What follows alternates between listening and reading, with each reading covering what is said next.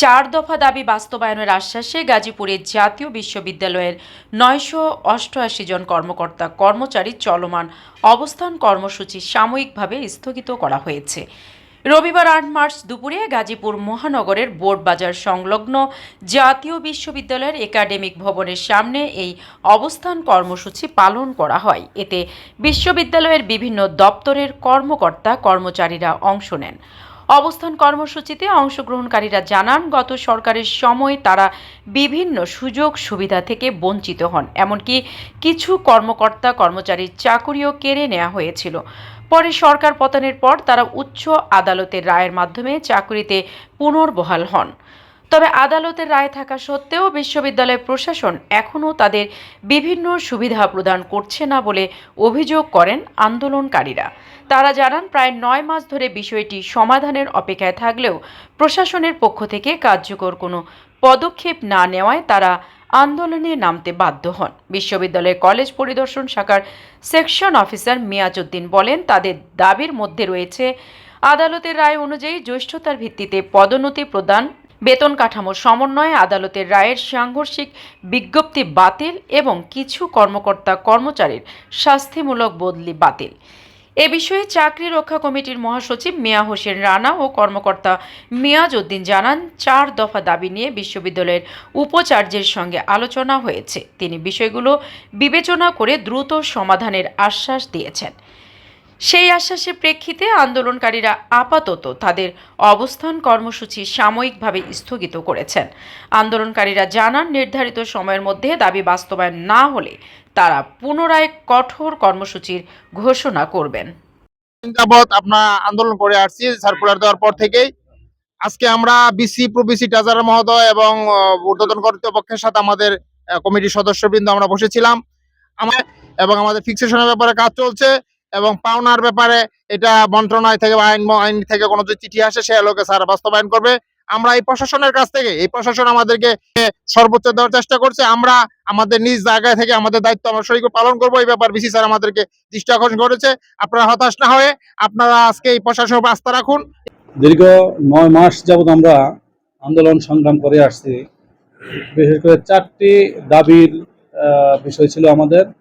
একটা ছিল জ্যেষ্ঠতার ভিত্তিতে পদোন্নতি পাওয়া, 2 নম্বর ছিল আমাদের বেতন সমন্বয়করণ, 3 নম্বরে ছিল নতুন করে যেটা সৃষ্টি হলো বিজ্ঞপ্তি দেওয়া হয়েছে, যে বিজ্ঞপ্তিটা সাংঘর্ষিক, সেই বিজ্ঞপ্তিটা বাতিলের জন্য।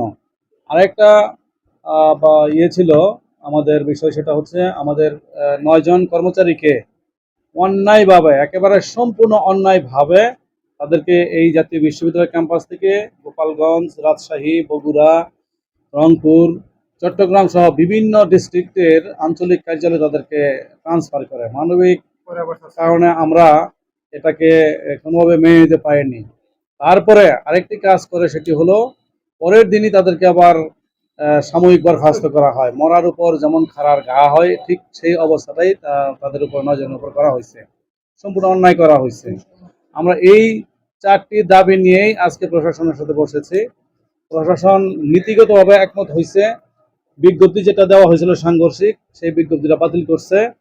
আর জ্যেষ্ঠতার ভিত্তিতে যেটা পদোন্নতি দেওয়ার কথা, সেই পদোন্নতি দেওয়ার ক্ষেত্রে আমাদের সাথে একমত পোষণ করেছে। আর 9 জনের যে বহিষ্কারাদেশ, সেটা বহিষ্কারাদেশ প্রত্যাহার এই মুহূর্তে হবে না, যেহেতু তাদের তদন্ত চলছে। তদন্ত রিপোর্ট পাওয়ার সাপেক্ষে সেটা বাতিল করা হবে। তবে প্রশাসন আমাদেরকে আশ্বস্ত করেছেন, তাদেরকে যে বিভিন্ন দপ্তরে, বিভিন্ন জেলায় পাঠানো হয়েছে, সেই আঞ্চলিক কেন্দ্র থেকে জাতীয় বিশ্ববিদ্যালয় ক্যাম্পাসে তাদেরকে নিয়ে এসে তাদেরকে এখানে কাজ করার সুযোগ করে দিবে। আরেকটা দাবি ছিল, সেটা হলো বেতন সমন্বয় করা। বেতন সমন্বয় করাটা এটা একটা জটিল প্রক্রিয়া, অনেক সময় লাগবে। এখন আপাতত 9 মাসের যে আমরা চাকরি করলাম, এই 9 মাসের বেতন ফিক্সেশন করে আপাতত আমাদেরকে প্রদান করা হবে ঈদের আগে। ঈদের পরে গিয়ে আমরা সেই 2011 এবং 12 সালে চাকরি হারানোর পরে বিশ্ববিদ্যালয় থেকে চলে যাই। এই ঈদের আগে, ঈদের পরে আইসা সেই 11 এবং 12 সালে যাদের চাকরি হারায়, ওইখান থেকে ধরে 2026 সাল পর্যন্ত ফিক্সেশন করে বকেয়া বেতন আমাদেরকে প্রদান করবে। এটা মাননীয় ভাইস চ্যান্সেলর আমাদেরকে আশ্বস্ত করেছেন। আপনি একটা প্রশ্ন করেছেন যে যদি এই দাবিগুলো ভবিষ্যতে নিয়ে মানা না হয় বা তালবা আনা করে, সেই ক্ষেত্রে যদি এই ধরনের কোনো ঘটনা ঘটে, আমার বিশ্বাস মাননীয় ভাইস চ্যান্সেলর অত্যন্ত একজন ভালো মানুষ, প্রো ভাইস চ্যান্সেলর, ট্রেজারার মহোদয় ওনারা ভালো মানুষ। ওনারা আমাদেরকে কথা দিয়েছেন, আমার মনে হয় না এর আগেও বহুবার কথা দিয়েছে, কিন্তু এবার একটু ভিন্ন প্রেক্ষাপট। এবার ভিন্ন প্রেক্ষাপট এই জন্যই, মাননীয় শিক্ষামন্ত্রী মহোদয় বলেছেন যে মানবিক কারণে ওদের এই বিষয়গুলো বিবেচনা করা উচিত।